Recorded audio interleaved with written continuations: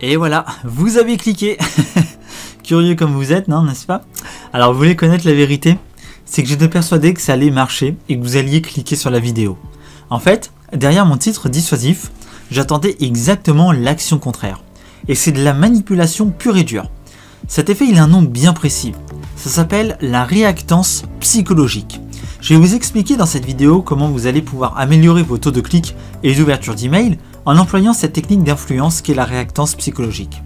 Alors il faut savoir qu'avant d'obtenir mon master en web marketing, j'ai passé une licence en psychologie. Et j'ai toujours été fasciné de constater à quel point ces deux disciplines étaient liées. Pourtant dans mon entourage, quand j'ai annoncé que je voulais passer de la psycho-marketing, on m'a tout de suite dit « Non mais attends, ça n'a rien à voir, c'est deux choses radicalement différentes. Comment tu vas faire le lien ?»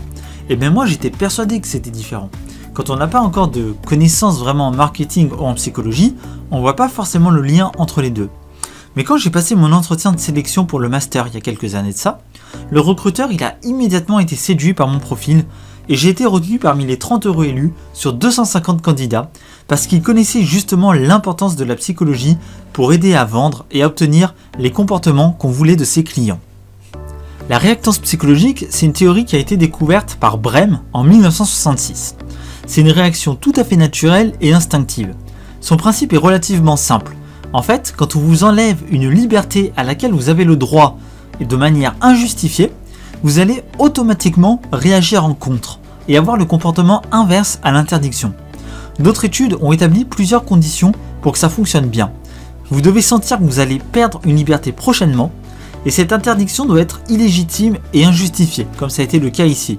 Et la force de votre réaction va dépendre de l'importance de l'interdiction que vous recevez. Ce phénomène, il s'observe beaucoup dans la vie quotidienne, et cette vidéo en est la preuve. Je vous ai ordonné de ne pas cliquer sur cette vidéo. Je vous ai donc enlevé explicitement une liberté à laquelle vous avez le droit, car rien ne vous interdit de le faire. Et c'est une grosse liberté que je vous ai enlevée, parce que tout le monde peut regarder une vidéo sur YouTube. Pourquoi vous n'auriez pas le droit de regarder ma vidéo? Résultat, vous avez voulu cliquer dessus, et non seulement par curiosité, mais aussi consciemment ou non, pour établir vos justes libertés. Alors d'ailleurs, en parlant de curiosité, ça va souvent de pair avec ce phénomène. Pourquoi ne pas cliquer? Pourquoi je vous demande de ne pas le faire? Qu'est-ce qui se cache derrière? Vous avez envie de savoir pourquoi on vous enlève cette liberté lorsque ce n'est pas explicitement annoncé. Alors vous pouvez utiliser ce combo réactance psychologique plus curiosité dans votre activité pour plein de choses. Par exemple pour augmenter le nombre de clics sur un article ou une vidéo, ou encore augmenter vos taux d'ouverture de mail, ou encore maintenir l'intention de vos lecteurs avec des sous-titres reprenant ce principe par exemple. Concrètement, pour la mettre en place, c'est relativement simple. Il vous suffit simplement d'ôter une liberté à laquelle votre audience a le droit et de manière injustifiée. Sur un blog, ça peut être « Ne cliquez pas sur cet article » ou encore « Je vous interdis de faire pareil ». Là, ça intrigue. Interdit de faire pareil que quoi? Ça va inciter au clic. Et dans votre article, vous pouvez révéler une erreur à éviter absolument par exemple. Pour un mail, ça peut être « N'ouvrez pas cet email ». Alors pour que ça marche pour les emails, juste une petite faites attention, c'est que c'est préférable tout de même que vos prospects sachent d'où provient le mail en rappelant votre nom, sinon ils peuvent croire que c'est du spam. Cette technique d'influence, elle est aussi très liée à une autre technique qui consiste à rappeler que la personne est libre de faire ce qu'elle veut. Plus une personne sent qu'elle a des libertés, moins elle sera méfiante et moins elle va dresser de barrières psychologiques. D'un point de vue marketing, moins vous serez agressif et obligerez vos lecteurs à acheter vos produits, plus ils se sentiront libres et plus ils auront envie de regarder ce que vous proposez comme produit et comme service. N'optez vraiment jamais pour un marketing trop agressif.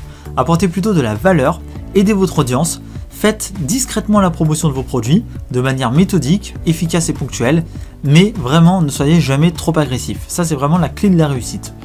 N'oubliez pas que si votre audience se sent oppressée et obligée de faire quelque chose, et elle sera plus méfiante par rapport à votre activité, car elle va sentir que vous souhaitez justement absolument obtenir quelque chose d'elle.